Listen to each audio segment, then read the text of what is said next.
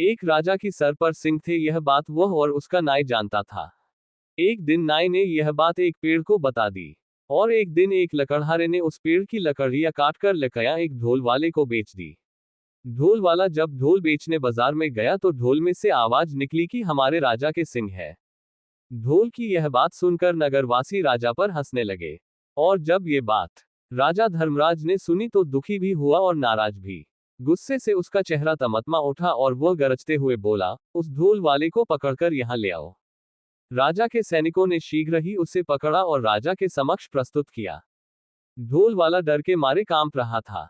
बदमाश, तेरी इतनी हिम्मत कि तू मेरी खिल्ली उड़ाए, राजा फुफकारा। भयभीत ढोल वाले ने राजा के पैर पकड़ लिए। महाराज, वह गिड़गिड़ाया, मैंने तो एक लकड़हारे से कुछ लकड़ी खरीदी थी और उसी से यह ढोल बनाया है। मैं बिल्कुल नहीं जानता कि यह ढोल ऐसी बेहुदा बात कैसे बोल रहा है। मुझे क्षमा कर दीजिए महाराज। राजा ने लकड़हारे को बुलाया। जो लकड़ी तुमने ढोल वाले को बेची, वह तुम्हें कहां से मिली? लकड़हारे को काटो तो खून नहीं। डरते हुए बोला, जंगल में एक पेड़ से मिली महाराज। तुम्हारी लकड़ी से बना ढोल बोलता कैसे है? राजा धर्मराज ने पूछा। मैं तो खुद हैरान हूं महाराज, दुविधा में फंसा लकड़हारा बोला। मैं कई वर्षों से लकड़ी काटता और बेचता आया हूं, पर ऐसा अचंभा पहले न कभी देखा न सुना। अब राजा परेशान, लकड़ी कैसे बोलने लगी? राजा और उसके दरबारी निरुत्तर थे। पर राजा धर्मराज ने भी ठान लिया कि इस घर के भेदी का पता लगाकर ही छोड़ेगा। वह सोचने लगा, उसके अलावा सिर्फ एक ही व्यक्ति यह भेद जानता था और वह था भोलू नाई। पर भोलू तो इतना निष्ठावान है कि इतने सालों बाद भी उसने अपने मुंह को ताला लगाए रखा है। नहीं नहीं, भोलू ऐसा नहीं कर सकता। फिर भी उसने एक बार भोलू को बुला भेजा। भोलू को जल्दी से हमारे सामने पेश करो, वह अपने सैनिकों से बोला। भोलू नाई आया, ऊपर से नीचे तक थरथराता हुआ। भोलू, एक तुम ही हो जिसे मेरा भेद पता था। तुमने और किसे बताया? सच उगल दो वरना सजा पाओगे। महाराज, डर से भोलू हकलाने लगा, आप तो जानते ही हैं, मैंने कितने वर्षों से अपना मुंह बंद रखा, पर मेरे लिए यह बात छुपानी मुश्किल हो रही थी।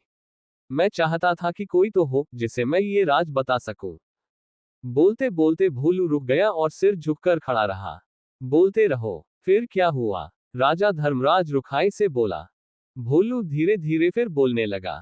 एक दिन जब मैं जंगल के रास्ते से घर लौट रहा था, मैं आराम करने एक पेड़ के नीचे बैठ गया।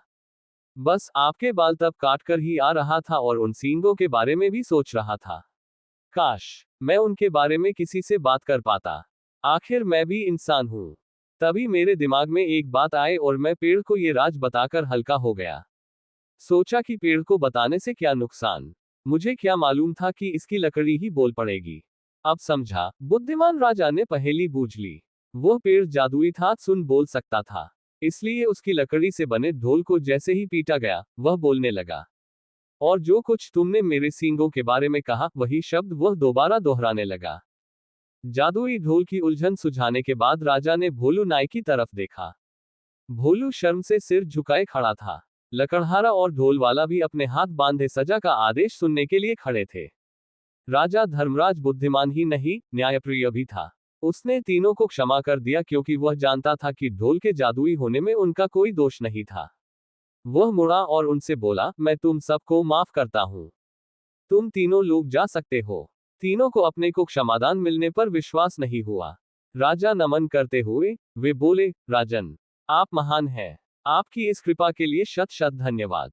कहानी से शिक्षा, अगर हम अपने अहंकार को छोड़ दें तो दुनिया की कोई चीज भी हमारी बेइज्जती नहीं कर सकती। कहानी से जुड़े रहने के लिए धन्यवाद। कृपया चैनल को सब्सक्राइब कर अच्छी कहानियों से जुड़े रहे।